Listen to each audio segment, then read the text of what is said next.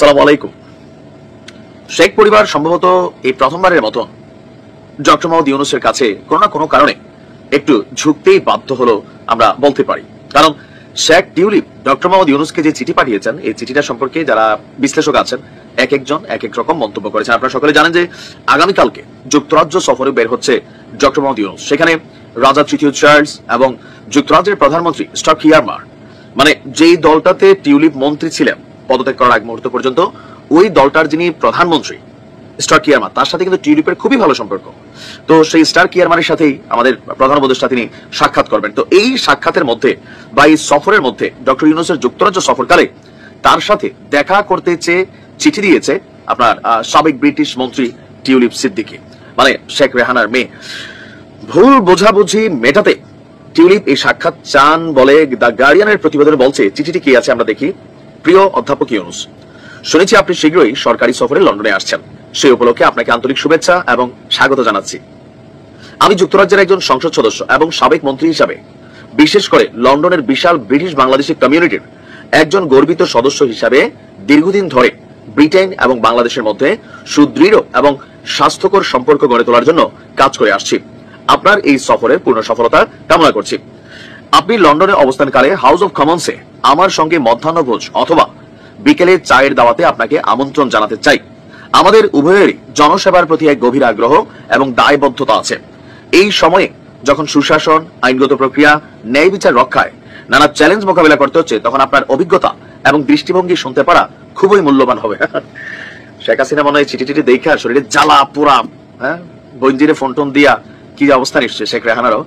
কারণ চিঠির যে ভাষা, ডক্টর মোহাম্মদ ইউনূসকে অন্তত এই ধরনের চিঠি দিছে, এই বক্তব্য আমি জানি না যে শেখ হাসিনা এবং কি শেখ রেহানার কাছে বিষয়টা বা সজীব জয়ের কাছে কেমন লাগছে। তো তিনি বলছেন, আমি নিজে যুক্তরাজ্যের অর্থ মন্ত্রণালয়ে দায়িত্ব পালন করেছি। সেই সূত্রে আপনার অর্থনৈতিক এবং সামাজিক উন্নয়নে ঐতিহাসিক ভূমিকা সবসময় আমাকে অনুপ্রাণিত করেছে। ভাবা যায় তো এই অনুপ্রাণিতটা একটু আগে হলেও ভালো ছিল। যখন তিনি নোবেল পাইলেন তখন আপনার উচিত ছিল এরকম একটা চিঠি দিয়া তার সাথে দেখা করা, তাইলে হয়তো আওয়ামী লীগের সাথে ডক্টর ইউনূসের এই খারাপ সম্পর্কটা তৈরি হতো না। আচ্ছা, এরপর লিখছেন, আপনার সঙ্গে এই সাক্ষাৎ বাংলাদেশের সাবেক প্রধানমন্ত্রী শেখ হাসিনার, যিনি আমার খালা, তার সঙ্গে আমার সম্পর্ক এবং জড়িত থাকার বিষয়ে আমাকে প্রশ্নের মুখোমুখি হতে হবে। দুর্নীতি দমন কমিশনের অভিযোগ থেকে এই যে ভুল বোঝাবুঝির সৃষ্টি হয়েছে, তা এই সাক্ষাৎ দূর করতে পারবে বলে আমি আশা করি। আমি যুক্তরাজ্যের একজন নাগরিক। আমার জন্ম লন্ডনে এবং ব্রিটিশ পার্লামেন্টে গত এক দশক ধরে হ্যামস্টেড এবং হাইগেটের জনগণের প্রতিনিধিত্ব করে আসছি। বাংলাদেশের সাথে আমার হৃদয়ের টান আছে, কিন্তু সেখানে আমার কোনো সম্পত্তি বা ব্যবসায়িক স্বার্থ নেই। আমি ওই দেশে জন্মাইনি, থাকি না, এমনকি আমার পেশাগত জীবনও গড়ে ওঠেনি সেখানে। ভবিষ্যতে বাংলাদেশের সাথে রাজনীতি করতে গেলে এই চিঠিটা ভাইরাল হবে। কেন? বাংলাদেশের সাথে ওনার কোনো সম্পর্ক নেই। বিষয়টা কেমন হয়ে গেল? সোনার বাংলা গড়বেন আপনার ফ্যামিলি, আর আপনি বাংলাদেশের সাথে সম্পর্ক বিচ্ছিন্ন করে দিলেন। নাই, এখন কেন বাটে পড়ে এগুলা? এই চিঠিগুলা আওয়ামী লীগের জন্য খুবই বুমেরাং হয়েছে। দুদককে আমি এই বিষয়ে পরিষ্কার করতে চেয়েছিলাম, তারা লন্ডনে আমার আইনজীবীর সাথে কোনো ধরনের যোগাযোগ আগ্রহ দেখায়নি, বরং ঢাকার একটা ঠিকানায় এলোমেলোভাবে চিঠি পাঠাচ্ছে।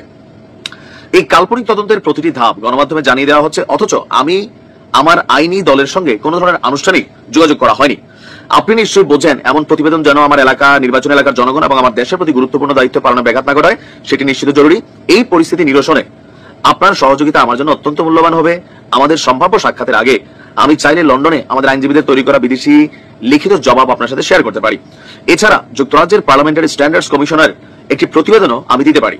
আপনার ব্যস্ত সময়সূচির মধ্যে কবে আমাদের দেখা করার জন্য সবচেয়ে উপযুক্ত সময় হবে অনুগ্রহ করে জানাবেন। ওয়েস্ট মিনিস্টার প্রাসাদে আমাদের সাক্ষাতের প্রত্যাশায় রইলাম। ভাবা যায়, that's called the power, that's called the chair. এটা হচ্ছে ক্ষমতা। ডক্টর মোহাম্মদ ইউনূসের সাথে দেখা করার জন্য এই যে আহাজারি, এই যে ওনাকে এত তেলবাজি, বাট এগুলো ওনার প্রাপ্য ছিল। যখন ছিল তখন দেওয়া হয়নি।